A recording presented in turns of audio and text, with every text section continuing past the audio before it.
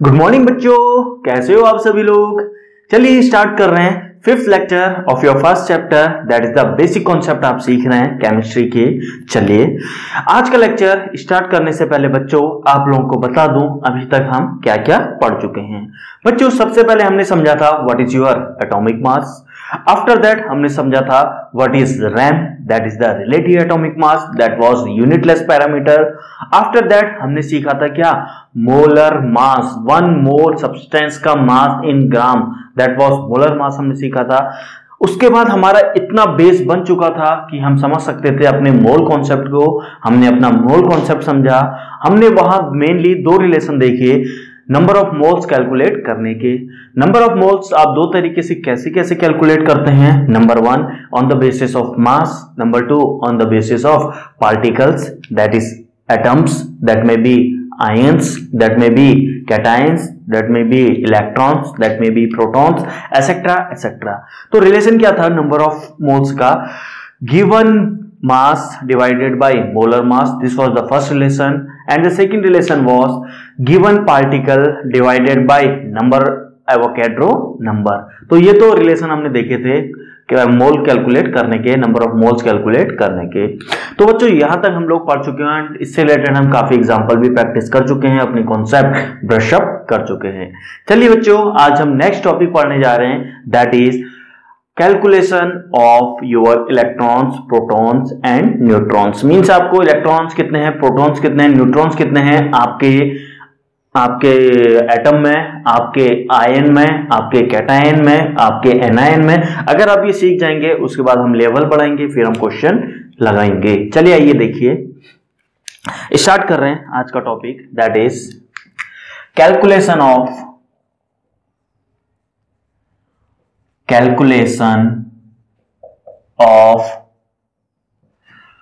Protons,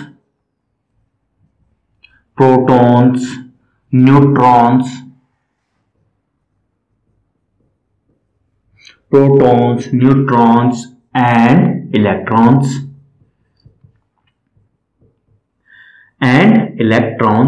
आइए देखिए, समझिए बच्चों। आइए बच्चों, आपने पीरियोडिक टेबल में बहुत सारे जितने भी एलिमेंट आपके इस धरती में पाए जाते हैं, सारे के सारे जितने भी एलिमेंट्स हैं आपके, उन सबको पीरियोडिक टेबल में बड़ी खूबसूरती से सजाया गया है। पीरियोडिक टेबल की स्टडी जब रिस्पेक्टिव चैप्टर आएगा तब डिटेल में बात करेंगे। तो वो सारे एलिमेंट्स को हम कैसे रिप्रेजेंट करते हैं, ध्यान से देखिए। कोई आपके पास लेटर सपोज एलिमेंट है, लेटर सपोज मैंने बोला X। अब बच्चों इसका जब हम एटॉमिक नंबर लिखते हैं वो हम यहां पे लिखते हैं, इसको कुछ लेटर सपोज Z, एंड इसका मास नंबर डेफिनेटली हम उसको यहां पे रिप्रेजेंट करते हैं। तो बच्चों यहां पे आपका Z क्या है समझिए, Z is your atomic number. और ये जो एटॉमिक नंबर है बच्चों, ये आपका ऑल्सो इक्वल होता है किसके, नंबर ऑफ प्रोटॉन्स के, ये इक्वल होता है, जिसको आप P से रिप्रेजेंट भी करते हैं। इतनी बात समझ में आ रही है, बहुत अच्छी बात है। अच्छा बच्चों एक बात बताइए, कोई आपका न्यूट्रल एटम है या न्यूट्रल मॉलिक्यूल है, व्हाटएवर, न्यूट्रल मींस यानी उसमें equal number of protons and neutrons होंगे। तो क्या मैं ये लिख सकता हूं, फॉर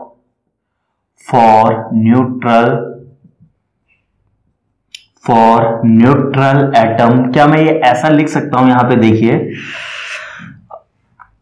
नंबर ऑफ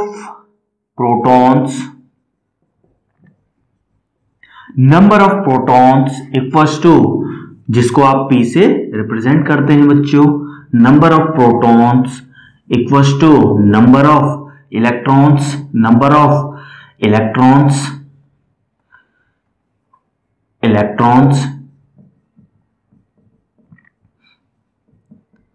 इलेक्ट्रॉन्स को कैसे रिप्रेजेंट करते हैं, कुछ ऐसे, या सिंपल E दिखा दीजिए।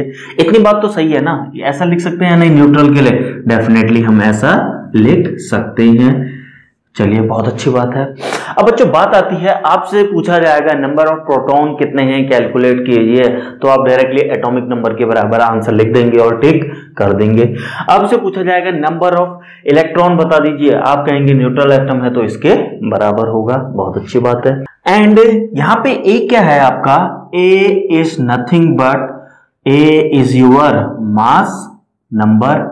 एंड बच्चों mass number is equal to number of protons plus number of neutrons. देखिए ये भी नंबर है, ये भी नंबर है, ये है एटॉमिक नंबर, ये है मास नंबर। अब बच्चों हमने अभी पढ़ा कि नंबर ऑफ प्रोटॉन बराबर एटॉमिक नंबर होता है। क्या होता है, नंबर ऑफ प्रोटॉन बराबर Z के बराबर होता है। तो क्या मैं इसको Z से रिप्लेस कर सकता हूं?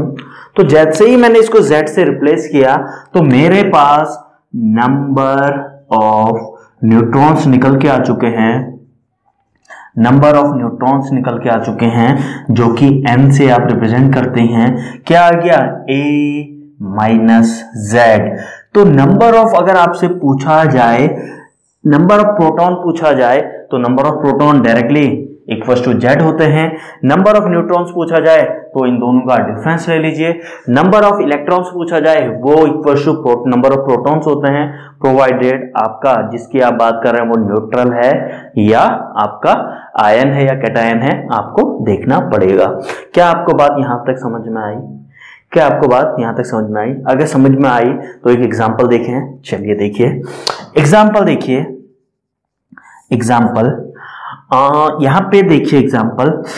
लेट अस सपोज आपके पास है कार्बन की बात करते हैं 6C12। आपसे नंबर ऑफ प्रोटॉन पूछा जाएगा 6, नंबर ऑफ न्यूट्रॉन पूछा जाएगा डिफरेंस, नंबर ऑफ इलेक्ट्रॉन पूछा जाएगा equal to number of proton यानी अगेन 6। Is it clear? क्या आपको है ये चीज एग्जांपल क्लियर हुआ? श्योर। चलिए तो यहाँ पे लिख देते हैं नंबर ऑफ प्रोटॉन यानी आपके नंबर ऑफ प्रोटॉन P आ चुके हैं 6, नंबर ऑफ इलेक्ट्रॉन वो भी आ चुके हैं 6 क्योंकि न्यूट्रल एटम। इसके बाद आपसे पूछा जाए नंबर ऑफ न्यूट्रॉन्स, दोनों का डिफरेंस यानी वो भी 6, वो भी 6। Is it clear?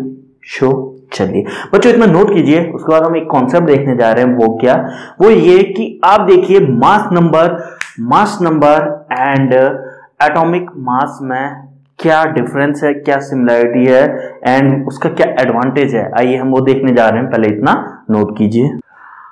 आइए बच्चों एक बात देखिए काफी बार आप लोगों से पूछा जाता है, जल्दी पूछा जाता है एटॉमिक मास बता दीजिए किसी एटम का। For example let us suppose carbon का एटॉमिक मास बता दीजिए।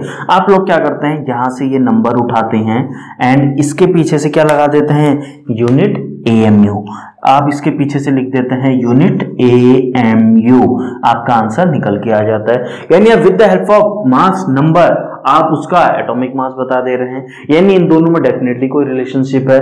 तो आइए, वैसे तो हम इसको ऑलरेडी पहले लेक्चर में डिस्कस कर चुके हैं, फिर भी एक बार और समझाने की कोशिश करता हूं। आइए देखिए, चलिए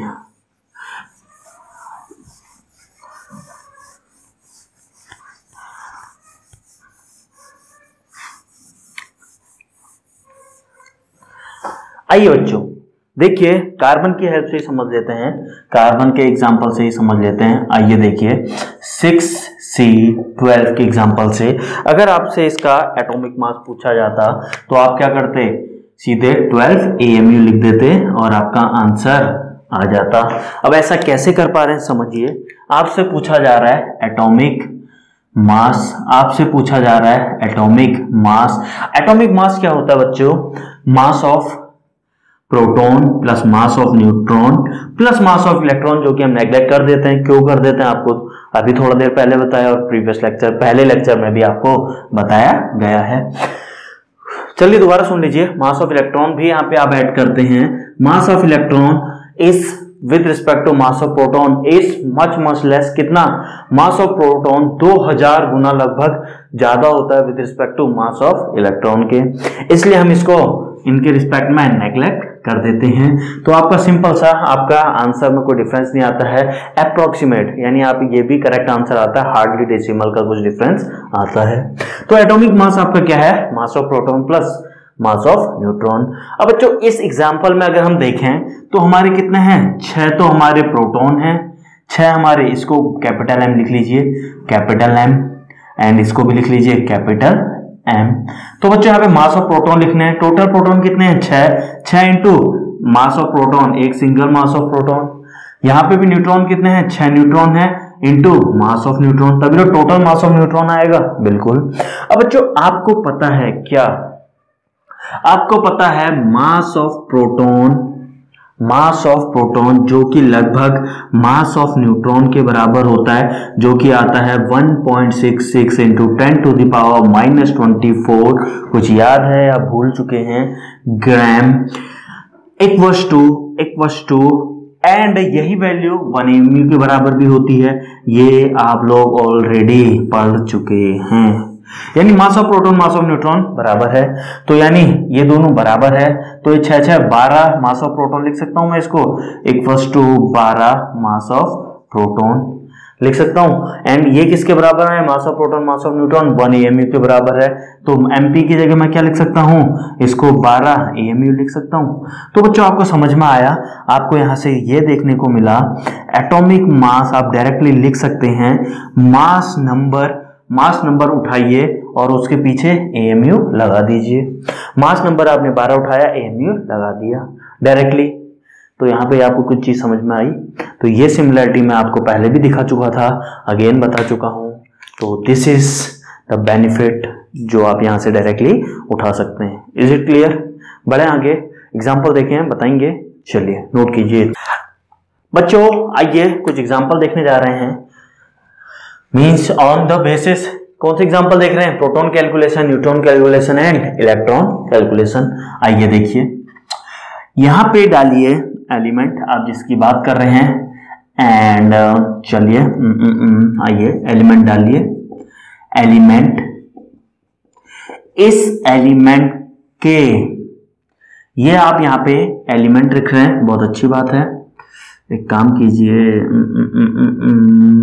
चलिए ये आपने एलिमेंट लिखे बच्चों, यहां पे चलिए एलिमेंट, लेटर सपोज एग्जांपल लेते हुए चलते हैं। लेटर सपोज आपने बात करी, चलिए अभी कार्बन का एग्जांपल देखा था, तो कार्बन का एग्जांपल ले लेते हैं। कार्बन, अब कार्बन को आप लिखते कैसे हैं, 6C12 से रिप्रेजेंट करते हैं।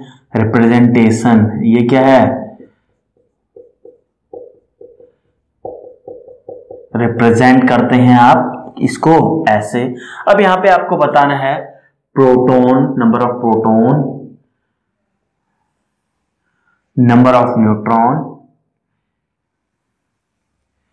Number of proton, number of electron and number of neutron. तो आपको ये टेबल फिलअप करनी है। आइए देखिए, तो पहला एग्जांपल हम लोग ले चुके हैं कार्बन का, 6C12 रिप्रेजेंटेशन। प्रोटॉन कितने हैं, 6 अभी देखा था। इलेक्ट्रॉन कितने हैं, न्यूट्रल दिख रहा है, तो 6 के बराबर, प्रोटॉन बराबर इलेक्ट्रॉन। न्यूट्रॉन कैसे निकालते हैं, इन दोनों का डिफरेंस, कैसे निकालते हैं, इन दोनों का डिफरेंस, यानी 12 - 6 अगेन 6। Is it clear? चलिए next example oxygen, next example oxygen, बहुत अच्छी बात है। चलिए ऑक्सीजन का एग्जांपल आपने लिया, ऑक्सीजन को कैसे रिप्रेजेंट करते हैं, 8O16, number of proton 8, number of electron neutral है 8, 16 - 8 अगेन 8। Is it clear? चलिए अच्छा, चलिए ये बहुत सिंपल हो जाएंगे आप लोगों के लिए। चलिए थोड़ा सा इंटरेस्टिंग बनाते हैं। O2 नेगेटिव, O2 नेगेटिव यानी इसका मतलब क्या है, इसने 2 इलेक्ट्रॉन लिए हैं। चलिए 2 इलेक्ट्रॉन इसने लिए हैं, एक्सेप्ट किए हैं। तो चलिए इसको रिप्रेजेंट कैसे करते हैं, आपको पता है O2 नेगेटिव है, रिप्रेजेंटेशन छोड़िए, आपको पता है O का ये होता है। अब देखिए O2 नेगेटिव, सबसे पहले ये देखिए, इसने 2 इलेक्ट्रॉन लिए हैं, बाकी तो कुछ डिफरेंस आने वाला नहीं है। तो 2 इलेक्ट्रॉन लिए हैं, तो 2 कितने होते थे इसमें, 8, 2 ले रखे हैं, तो 8 2 10। प्रोटॉन तो उतने के उतने ही, न्यूट्रॉन तो उतने के उतने ही। न्यूट्रॉन क्या होता है, क्या होता है न्यूट्रॉन, आपका न्यूट्रॉन होता है A - Z। ए क्या होता है आपका, ए क्या होता है, मास नंबर, Z क्या है, नंबर ऑफ प्रोटॉन, तो प्रोटॉन भी उतना ही है, एटॉमिक नंबर भी उतना ही है, तो डिफरेंस कुछ आने वाला नहीं है नंबर ऑफ न्यूट्रॉन में। भूल चुके हैं शायद, नंबर ऑफ न्यूट्रॉन कैसे करते थे, A माइनस जेड, ए क्या होता था, नंबर ऑफ प्रोटॉन के बराबर, ए क्या होता था, सॉरी नॉट ए, जेड क्या होता था आपका, प्रोटॉन के बराबर, ए माइनस जेड, जेड क्या होता था, नंबर ऑफ प्रोटॉन के बराबर। क्या प्रोटॉन में कुछ चेंजेस हैं, इसने तो 2 इलेक्ट्रॉन एक्स्ट्रा एक्सेप्ट किए हैं, तो इलेक्ट्रॉन वाले आंसर में डिफरेंस आएगा ना, प्रोटॉन तो उतने ही रहेंगे, इलेक्ट्रॉन में अंतर आएगा। न्यूट्रॉन, न्यूट्रॉन क्या होता है, ए माइनस जेड, एंड आपका पता है ए क्या होता है, ए होता है sum of proton plus sum of neutron. यहां तो केवल इलेक्ट्रॉन में डिफरेंस आ रहा है, प्रोटॉन में डिफरेंस ही नहीं आया, न्यूट्रॉन में डिफरेंस ही नहीं आया, तो ए भी पुराना ही है, जेड भी पुराना ही है, यानी ए माइनस जेड भी पुराना ही आएगा। यानी आपका न्यूट्रॉन में कोई फर्क नहीं पड़ने वाला है, प्रोटॉन में कोई फर्क नहीं पड़ने वाला है, जो डिफरेंस आएगा वो आपके इलेक्ट्रॉन, नंबर ऑफ इलेक्ट्रॉन में डिफरेंस आएगा। क्या आपकी इतनी बात क्लियर हुई? आइए थोड़ा सा और समझिए।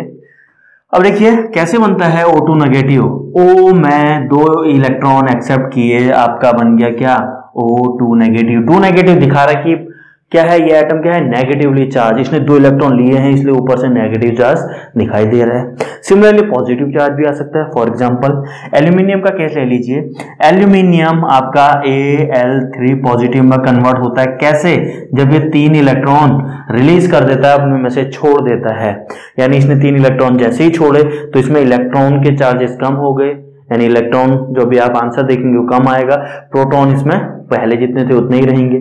क्या आपको बात समझ में आई या नहीं? Is it clear? चलिए एल्यूमिनियम का एग्जांपल देख लेते हैं। Al3 पॉजिटिव, एल्यूमिनियम क्या होता है जल्दी से बता दीजिए, atomic number and mass number जल्दी से बता दीजिए, 1327। एल्यूमिनियम को कैसे रिप्रेजेंट करते हैं बच्चों, एल्यूमिनियम का होता है आपका 1327।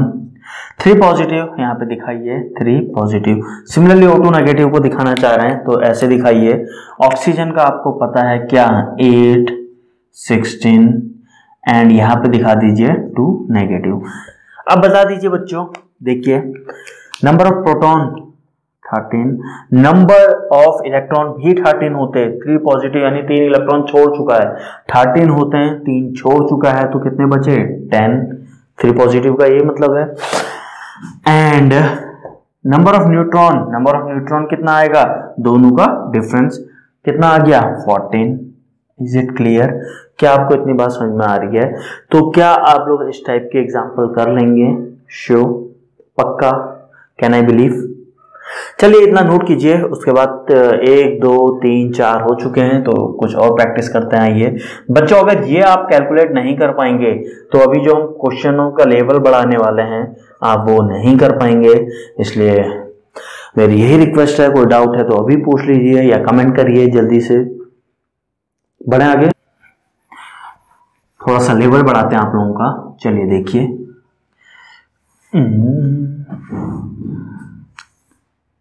आइए समझिए, चीजों को समझिए, चीजों को मगअप मत किया कीजिए, जितना समझेंगे उतना लॉन्ग टाइम तक याद रहेगा, और जितना समझेंगे उसी नॉलेज की वैल्यू है, अदरवाइज सब वेस्ट ऑफ टाइम। अगर आप मगअप कर रहे हैं तो मैं आपसे फिर से बोलूंगा, आप वेस्ट ऑफ टाइम कर रहे हैं। जो हम यहाँ 1 घंटे का सेशन ले रहे हैं, बेटर है आप स्क्रीन छोड़ दीजिए, क्योंकि यहाँ रटने वालों के लिए क्लास नहीं है, समझने वालों के लिए क्लास है। क्योंकि रटने वाले तो ये बोलेंगे सिर्फ इतना सा, ये तो हम रटने में मुश्किल से 5 मिनट लगाएंगे, बेटा समझने में आधा घंटा लगता है। इसलिए दोबारा बोल रहा हूँ, leave the class, otherwise just wastage of time, आपका ही टाइम का वेस्टेज है। आइए देखिए कुछ और एग्जांपल प्रैक्टिस करते हैं, थोड़ा सा लेवल बढ़ाते हैं। लेट अस सपोज CO2, अभी कितने एग्जांपल देखे थे, 4, ये 5th एग्जांपल CO2। अब बच्चों ऐसे वाली प्रॉब्लम में आपको क्या करना है, अगेन प्रोटॉन इलेक्ट्रॉन न्यूट्रॉन ही निकालने। अभी CO2 किस किस से मिलकर बना है, कार्बन एंड ऑक्सीजन। अब आपको पता है कार्बन एंड ऑक्सीजन, देखिए कार्बन एंड ऑक्सीजन, कार्बन को आप कैसे लिखते हैं, देखिए चलिए थोड़ा सा नीचे में लिख रहा हूं, CO2। कार्बन को बच्चों कैसे लिखते हो आप, कार्बन को कुछ ऐसे लिखते हो 6C12। ऑक्सीजन को कैसे लिखते हो बच्चों आप ऑक्सीजन को लिखते हो 8O16, ऐसे लिखते हो। बिल्कुल, बहुत अच्छी बात है। एग्जाम्पल चल रहा है फिफ्थ। तो बच्चों आपसे पूछा गया है क्या, आपसे पूछा गया है क्या, प्रोटॉन। प्रोटॉन पूछे गए हैं तो प्रोटॉन बता दीजिए। अब देखिए प्रोटॉन 8 इसके पास प्रोटॉन है ऑक्सीजन के, लेकिन 2 ऑक्सीजन है, यानी 8 2 जा 16 ऑक्सीजन के प्रोटॉन, 6 कार्बन के प्रोटॉन, 16 + 6 22। तो प्रोटॉन कितने आ गए, तो यहां पे लिख रहा हूं मैं इक्वल्स टू 8 × 2 + 6, जो कि आपका आता है 16 + 6 22। आपका आंसर समझ में आया या नहीं? आपका आंसर आ चुका है, कितना है आपका आंसर? आपका आंसर आ चुका है 22। नंबर ऑफ प्रोटॉन बराबर नंबर ऑफ इलेक्ट्रॉन। अगर बॉडी क्या है आपकी, न्यूट्रल है, तो 22 इलेक्ट्रॉन। एंड न्यूट्रॉन्स निकालने हैं बच्चों, न्यूट्रॉन्स क्या होता है, डिफरेंस होता है इन दोनों का। तो डिफरेंस होता है तो कितना हो गया, 16 2 जा 32। क्यों, 2 ऑक्सीजन है। 32 + 12 कितना हो गया, 44। 44 माइनस 22, 44 - 22 अगेन 22। क्या आपको समझ में आया? क्लियर है? चलिए, लेवल अच्छा था एग्जाम्पल का। नेक्स्ट एग्जाम्पल देख रहे हैं, आइए देखिए। फिफ्थ 6th एग्जाम्पल, CO3, चलिए 2 नेगेटिव कर देते हैं, थोड़ा और अच्छा एग्जाम्पल। अगेन आपको कार्बन का पता है। अब बच्चों देखिए, सबसे पहले इसका आंसर देखिए। इसका आंसर अगर 2 नेगेटिव नहीं होता तो क्या लिखते, देखिए थोड़ा सा स्पीड बढ़ाने का तरीका बता रहा हूं आपको। 2 नेगेटिव नहीं होता तो कुछ ये ऐसा दिखाई देता। बिल्कुल, आपको पता है ऑक्सीजन कितनी है, 3 है, यानी कितना हो गया 8। 3 है तो प्रोटॉन कितने हो गया, 8 3 जा 24। 24 + 6 कितना हो गया, 24 + 6 30। ये तो हुआ 30, 24 + 6 30, तो आपने 30 प्रोटॉन लिख दिए। एंड न्यूट्रल है, ये देखिए न्यूट्रल है, तो 30 इलेक्ट्रॉन भी। एंड न्यूट्रॉन डिफरेंस होता है, आपको पता है कितना हो जाएगा, 16 2 32, 16 3 जा 48, 48 + 12 48 4 9 50, यानी 60।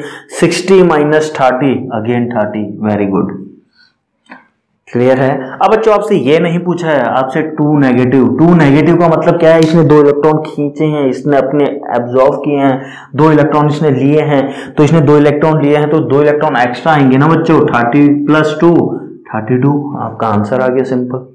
क्या आपको समझ में आया? बहुत अच्छी बात है। चलिए नेक्स्ट एग्जाम्पल की तरफ बढ़ रहे हैं। 7th एग्जाम्पल, चलिए SO4 2 negative. Again SO4 2 negative. पहले सल्फर का मैं बता देता हूं, ऑक्सीजन का तो लिखा ही है, सल्फर का मैं बता देता हूं क्या होता है, 16S32। ऑक्सीजन का कितना होता है, ऊपर लिखा है। चलिए देखिए 2 नेगेटिव को भूल जाइए, थोड़ा देर नेगेटिव को भूल जाइए, लास्ट में सॉल्व करेंगे।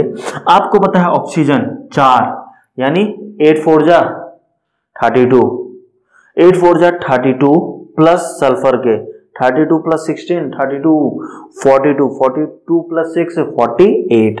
तो आपका कितना आ गया बच्चों आंसर, प्रोटॉन कितने आ गए 48। एंड इलेक्ट्रॉन न्यूट्रल दिखाई दे रहा, अगेन 48। एंड न्यूट्रॉन क्या होता है, डिफरेंस होता है। तो देखिए 4 ऑक्सीजन है, 16 × 4 16 1 जा 16 16 2 32 16 4 जा 64 64 प्लस सल्फर 1 है, 64 + 32 64 74 84 94, यानी 96 96 - 48। ये क्या आ गया, 96 - 48 50 60 70 80 90। तो कितना आ गया, ये आपका आ गया अगेन 48। बच्चों अब आपसे एक बात बताइए, कितने इंटरेस्टिंग नंबर आ रहे हैं, 22 22 22 30 30 30 48 48 48। बहुत बढ़िया। बच्चों आपसे ये नहीं पूछा है, आपसे 2 नेगेटिव, यानी इसने 2 इलेक्ट्रॉन लिए हैं, तो यहाँ पे +2 कर देंगे तो कितना आएगा, +2, यानी कितना आएगा 50। तो आपका आंसर 48 50 48। क्या आपको इतना समझ में आया? अगर यहाँ पे 2 पॉजिटिव होता, यानी 2 इलेक्ट्रॉन कम, यानी 48 में से 2 माइनस करते हैं। क्या बच्चों मैं अब इतना एक्सपेक्ट कर सकता हूं कि आपके इतने कॉन्सेप्ट क्लियर हुए हैं? कभी आपसे number of protons, number of electrons, number of neutrons किसी सिंगल एटम में, किसी मॉलिक्यूल में, किसी एनायन में, किसी Al3 पॉजिटिव कैटायन में, किसी में भी पूछे जाएं, क्या आप लोग निकाल पाएंगे number of protons, number of electrons, number of neutrons? If yes then only we can proceed, क्योंकि हम न्यूमेरिकल्स का लेवल बढ़ाने जा रहे हैं। श्योर, बढ़ाएं आगे बढ़ने से बच्चों आप मेरे को एक दो एग्जाम्पल का आंसर आप लोग देंगे, ताकि मुझे कॉन्फिडेंस आए कि आप लोगों तक समझ में आ रहा है, तब जाके हम न्यूमेरिकल की तरफ बढ़ेंगे। तो are you ready? The example, चलिए एग्जाम्पल 5, 6, 7 हो चुके हैं। आइए 8th एग्जाम्पल आप लोग आंसर देने जा रहे हैं। 8th एग्जाम्पल आप लोग आंसर देने जा रहे हैं। Let's see.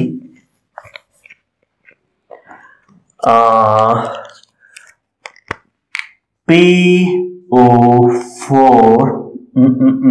3 नेगेटिव, जल्दी से आंसर दे दीजिए। उसके बाद अगला, ये 8th है बच्चों, 8th। इसके बाद अगला जिसका ये हो जाएगा वो 9th वाला सॉल्व कीजिए। चलिए सिंपल ले लीजिए, दैट्स ऑल। बता दीजिए इन दो का आंसर बताइए, फिर आगे बढ़ रहे हैं। यहां है problem.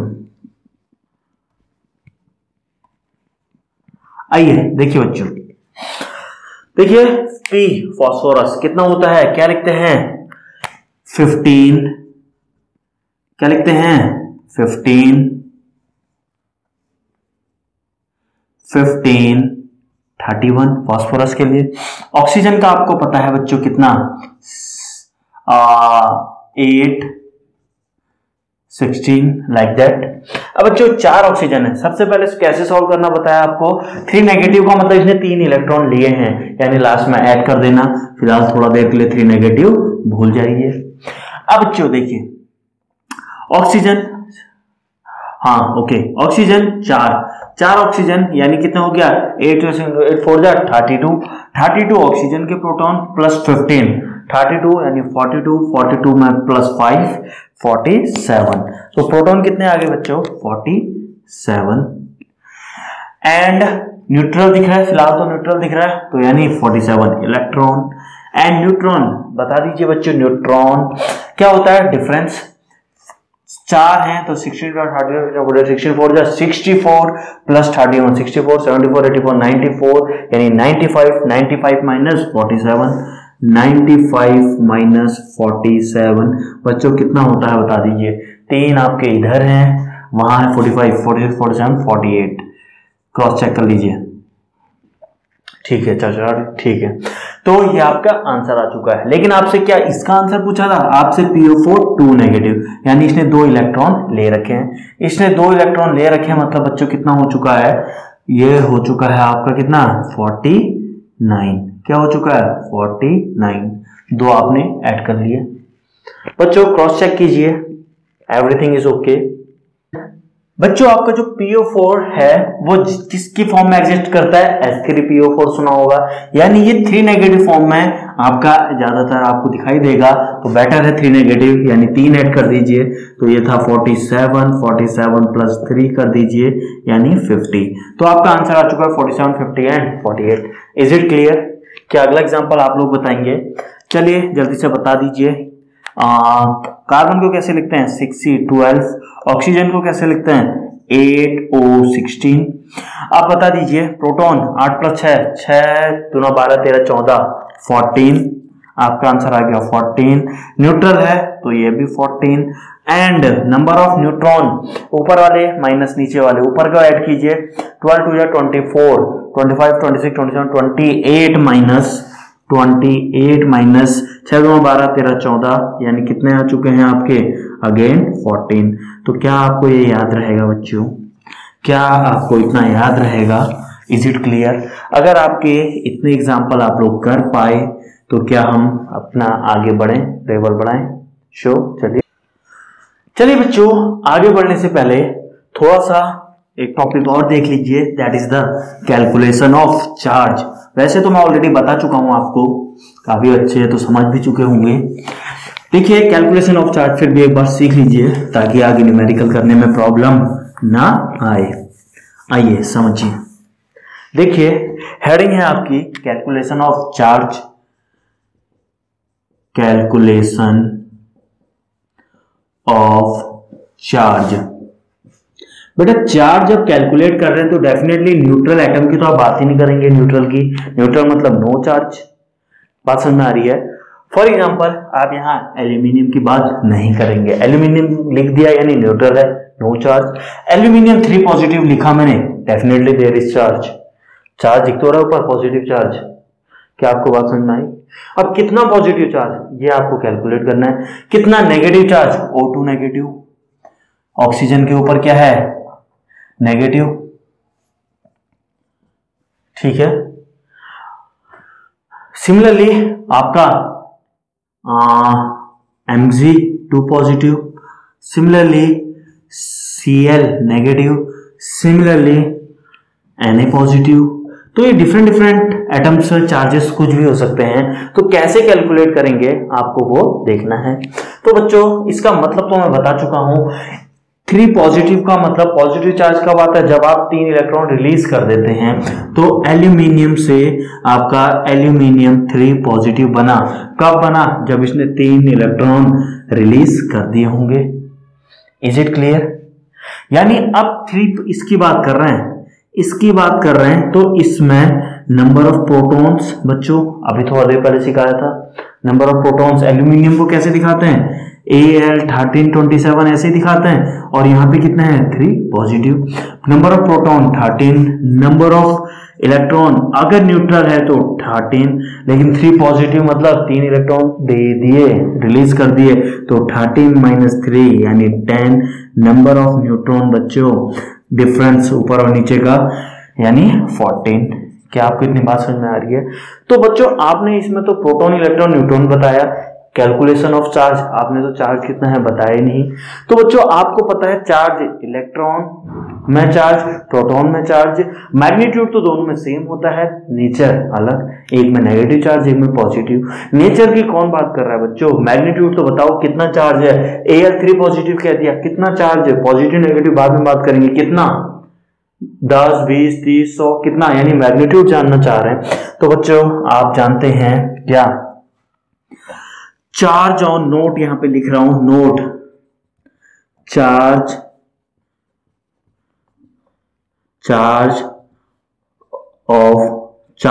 On proton and electron is same होता है, यानी हम मैग्नीट्यूड वाइज बात कर रहे हैं। तो बच्चों एल्यूमिनियम में कितना चार्ज है, 3 पॉजिटिव चार्ज है, यानी इसने 3 इलेक्ट्रॉन रिलीज किए हैं। तो चार्ज अगर आपसे aluminium charge on Al3 positive, aluminium 3 positive में अगर आपसे चार्ज पूछेगा, इसका मतलब है इसने 3 इलेक्ट्रॉन रिलीज कर दिए हैं, 3 इलेक्ट्रॉन रिलीज किए, इसीलिए इसमें 3 के पॉजिटिव चार्ज दिखाई दे रहा है। तो कितना चार्ज है इसमें, 3 charge on electron, 3 times charge on electron, और इलेक्ट्रॉन पे कितना चार्ज होता है बच्चों, 3 × 1.6 × 10⁻⁻19 कूलम। क्या आप आंसर निकाल पाए? अब ये पॉजिटिव नेगेटिव आपको पता है, डेफिनेटली पॉजिटिव, अगर यहीं पे हम O2 नेगेटिव का निकालते तो क्या हो जाता, 2E हो जाता। सिमिलरली Mg का वो नेगेटिव के साथ आता, अगर आप नेचर भी जानना चाह रहे हैं, Mg2 पॉजिटिव यानी 2 का यानी 2E आता।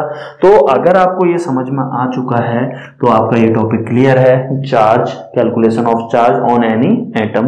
Is it clear? तो आपको ये याद रखना है, क्या आपको ये पता होना चाहिए, charge on proton and charge on electron is same. तो आप उसको डायरेक्टली 3E लिख दिया और वैल्यू रखी और सॉल्व कर डाला, 3 इलेक्ट्रॉन के बराबर चार्ज होता है। 3 का मतलब 3 इलेक्ट्रॉन के बराबर चार्ज होता है। Is it clear? श्योर। आइए बच्चों एग्जाम्पल देखते हैं।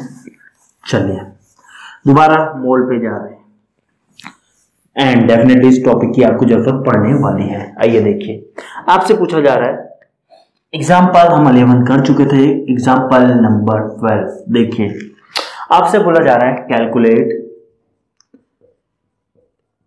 कैलकुलेट नंबर ऑफ इलेक्ट्रॉन्स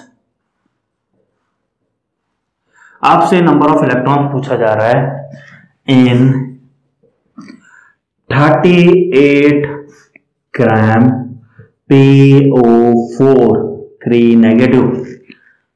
इसे क्लियर? किस फॉर्म में होता है? H3PO4, यानी H3 का 3 नेगेटिव आपका दिखाई दिया। क्या बोला? कुछ समझ में नहीं आया? समझने की भी जरूरत नहीं है at this moment, later on हम समझेंगे। तो आपसे पूछा जा रहा है number of electron in 38 gram PO4 3 negative, यानी डेफिनेटली नेगेटिव चार्ज, यानी ये क्या है? एक एनायन है। ये क्या है? एक आयन है। अब आयन दो प्रकार के, कैटायन, एनायन। अब कैटायन यानी पॉजिटिव चार्ज, एनायन मतलब नेगेटिव, तो ये क्या है? एनायन है। क्या आपको बात समझ में आ रही है? तो फिलहाल ये आयन है। बच्चों आपको पता है 1 मोल में कितने होते हैं? एवोगैड्रो नंबर के बराबर, या एटम, या पार्टिकल, या कैटायन, या एनायन, या आयन। तो बच्चों आइए, 1 मोल में इतने होते हैं, तो ये कितने मोल के बराबर है? उतने में कितने होंगे? आंसर आ गया। समझदार बच्चों को हिंट मिल चुका है। बाकी आइए देखिए 38 ग्राम, 38 ग्राम का मतलब है आपका 38 डिवाइडेड बाई फॉस्फोरस होता है 1531, यानी 64 प्लस 31 यानी 95, यानी इसका मोलर मास है 95 PO4 का 95, यानी ये हो गया 19 2 जा 38, 19 5 जा 5 9 जा, ठीक है, ये हो गया आपका 224, यानी 0.4 मोल। बच्चों 38 ग्राम का मतलब है 0.4 मोल है PO4 नेगेटिव आयन्स के।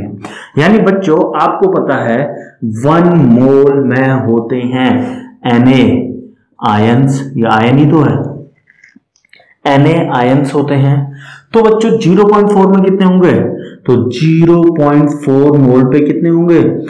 0.4 इंटू Na आयन्स होंगे। बच्चों तो आयन निकाले। अब बच्चों आपको पता है एक आयन में कितने इलेक्ट्रॉन हैं? आपसे क्या पूछा है? Number of electrons. एक आयन में कितने इलेक्ट्रॉन हैं? थोड़ा देर पहले निकाला था ना, इसमें कितना आया था? पेज पलटिए, 50 इलेक्ट्रॉन कुछ आया था, यानी 50 इलेक्ट्रॉन होते हैं। तो एक आयन में 50 होते हैं, तो इतने आयन्स में कितना होगा? इंटू 50। एक में होते हैं 50, तो इतने में क्या होगा? इंटू 50, यानी आपका आंसर निकल के आ चुका है 5 4 या 20 Na इलेक्ट्रॉन्स हैं आपके पास। कितने बच्चों को समझ में आया? This is the answer. और सॉल्व करना है तो Na की वैल्यू रख लीजिएगा। कितनी होती है Na की वैल्यू? एवोगैड्रो नंबर की वैल्यू नहीं बताएंगे।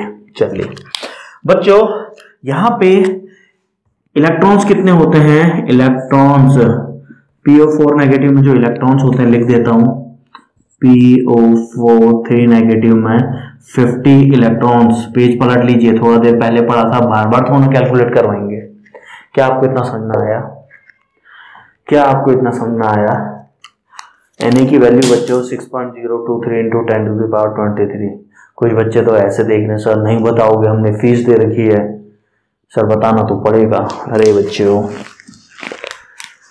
चलिए एनीवे नोट कीजिए। एग्जाम्पल नंबर 12 हो चुका है। एग्जाम्पल नंबर 13 आपसे क्या पूछा जा रहा है? देखिए example 13।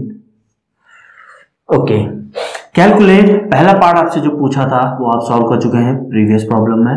Calculate number of electrons in 38 ग्राम, इतना।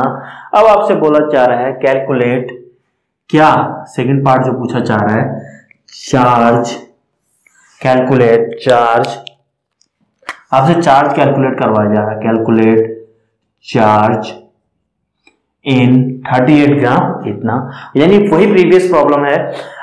प्रीवियस प्रॉब्लम में पहले नंबर ऑफ इलेक्ट्रॉन्स पूछे थे, अब चार्ज पूछा जा रहा है। तो चार्ज बेटा कौन सी बड़ी बात है? आइए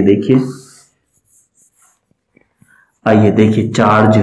बच्चों आपको पता है एक एनायन में, देखिए 38 ग्राम का मतलब 0.4 मोल होता है। एक मोल में Na आयन्स होते हैं, तो 0.4 मोल में कितने बनेंगे? 0.4 इंटू Na आयन्स। एक आयन में चार्ज है 3 इलेक्ट्रॉन के बराबर 3e, तो इतने आयन्स में कितना होगा? इंटू 3। क्या ये टफ था? इंटू 3 इलेक्ट्रॉन के बराबर, यानी कितना हो गया, 3 से मल्टीप्लाई कर दीजिए, 4 3 जा 12 यानी 1.2 E इंटू Na। बच्चों इसे सॉल्व करने जाओगे तो एक्चुअल में क्या आएगा बता देता हूँ, 1.2 इलेक्ट्रॉन में चार्ज होता है 1.6 इंटू 10⁻⁻19। Na की वैल्यू आप लोगों को पता है, इतना कूलाम्ब आंसर आपका आ चुका है। क्या ये टफ था? तो कैलकुलेशन आप चार्ज पूछ लिया जाएगा, चार्ज नेट कितना होगा इसमें, 19 ग्राम में कितना होगा, 100 ग्राम में कितना होगा, 12 ग्राम में कितना होगा, क्या आप इस टाइप के क्वेश्चन कर लेंगे। पूछ लेगा 50 ग्राम में प्रोटॉन कितने होंगे, 50 ग्राम में इलेक्ट्रॉन कितने होंगे, 60 ग्राम में न्यूट्रॉन कितने होंगे, कुछ भी पूछ सकता है, सब तो आपको आता है। आपसे पूछ लेगा चार्ज कितना होगा 10 ग्राम में, 8 ग्राम में कितना होगा चार्ज कैलकुलेट करना भी आपको आता है। बस यही तक अगर आपको इतना समझ में आ रहा है ना, शो करें एक और एग्जांपल। चलिए इतना नोट कीजिए। चलिए बच्चों, आज की क्लास का लास्ट एग्जांपल देखने जा रहे हैं। आप लोग बता दें तो मजा ही आ जाएगा। एग्जांपल नंबर 14 देखिए। एग्जांपल 14 पूछा जा रहा है कैलकुलेट मास ऑफ, ये एग्जांपल ले लेते हैं, H3PO4, mass of H3PO4 containing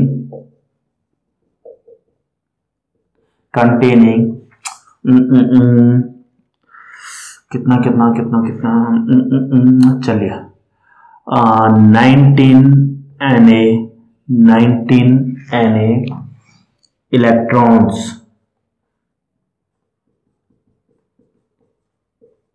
question समझ में आया? वो बोल रहा है कितना मास H3PO4 का लें कि उसमें 19 Na इलेक्ट्रॉन होंगे, यानी वो मास जानना चाह रहा है। तो बच्चों इसका आंसर आप लोगों को देना है, बता दीजिए जल्दी से। देखिए चलिए सॉल्व कीजिए, जिसका आंसर आ गया कमेंट में भेजिए। आइए देखिए बच्चों, 19 Na जैसे ही लिखा, Na यानी मोल, यानी किसके बराबर है, 19 मोल के बराबर है। तो ये 19 मोल क्या है, इलेक्ट्रॉन्स हैं। Is it clear? 19 मोल्स क्या है, इलेक्ट्रॉन्स हैं। अब बच्चों आपको पता है एक मोल में कितने इलेक्ट्रॉन हैं, इसके एक मोल में कितने इलेक्ट्रॉन होते हैं। बच्चों थोड़ा देर पहले कैलकुलेट किया था, कितने होते हैं, 50 इलेक्ट्रॉन होते हैं। आप कहेंगे सर ये तो H3PO4, अरे बच्चों PO4 ये था 3 नेगेटिव नहीं होता है तो आप इलेक्ट्रॉन निकालते हैं, जो कि 47 आया। अब 3 इलेक्ट्रॉन यानी 3 नेगेटिव मतलब इसने 3 ले लिए, 47 + 3 50। अब देखिए अगर ये नहीं है, लेट अस सपोज अभी कितने इलेक्ट्रॉन है, 47 इलेक्ट्रॉन है। अब जैसे ही आपने H3 लिखा तो 3 इलेक्ट्रॉन हाइड्रोजन के भी आएंगे, हाइड्रोजन के भी 3 इलेक्ट्रॉन आएंगे, तो हाइड्रोजन के 3 इलेक्ट्रॉन इसमें ऐड कर दीजिए ना, दैट्स ऑल। हाइड्रोजन को कैसे लिखते हैं, 1H1 ही तो लिखते हैं, यानी 1 प्रोटॉन बराबर इलेक्ट्रॉन, न्यूट्रल है क्योंकि, यानी इलेक्ट्रॉन कितने हैं, एक में 1 तो 3 है, 3 में 3 इलेक्ट्रॉन, तो कितने हो गए 50 इलेक्ट्रॉन। Is it clear? तो H3PO4 तो 1 मोल, देखिए एक मॉलिक्यूल, देखिए 1 मोल H3PO4 में कितने होंगे, कितने होंगे 50 मोल इलेक्ट्रॉन, 50 मोल, शॉर्ट में लिख लूं क्या, 50 मोल इलेक्ट्रॉन्स। Is it clear? देखिए मोल याद आ रहा है कौन से कॉन्सेप्ट की बात कर रहे हैं, एक मॉलिक्यूल में 50 इलेक्ट्रॉन, तो एक मोल में, तो मोल दोनों साइड मल्टीप्लाई कीजिए, कर दिया। याद आ रहा है कॉन्सेप्ट, ये हमने सीखा था। चलिए बहुत अच्छी बात है, नहीं आ रहा है तब भी बहुत अच्छी बात है, आ रहा है तब भी बहुत अच्छी बात है। अब मार के तो नहीं पढ़ाया जा सकता है। चलिए एक मोल में 50 मोल इलेक्ट्रॉन्स हैं, तो आपसे बोला जा रहा है 19 मोल में कितना होगा। अब देखिए वो 50 मोल इलेक्ट्रॉन कितने में होते हैं, एक मोल H3PO4 में, तो 19 मोल कितने में होंगे, तो बता दीजिए 19 मोल कितने होंगे, 19/50 मोल H3PO4 में। इसको पूरा लिख लीजिए, काफी बच्चे कंफ्यूज हो जा रहे हैं। 1 मोल H3PO4 तो कितना, ये होगा आपका 19 मोल में, 19 मोल इलेक्ट्रॉन्स होंगे आपके इतने मोल H3PO4 में होंगे। आपसे क्या पूछा जा रहा है? मास पूछा जा रहा है। आपसे क्या पूछा जा रहा है? मास पूछा जा रहा है। अब बच्चों आपको पता है इसका मास बता दीजिए। तो कितना आ गया बच्चों आंसर? मास कितना होगा इसका? मास निकाल दीजिए। अभी बताया था 16। ये क्या होता है फास्फोरस का? 31। इसका क्या होता है? 16 4 जा 48, 48 प्लस 31 95, 95 प्लस 3 96, 97 98। 98 इंटू 98 कर दीजिए बच्चों, आपका आंसर आ चुका है। क्या हो गया? आपका आंसर आ चुका है। Is it clear?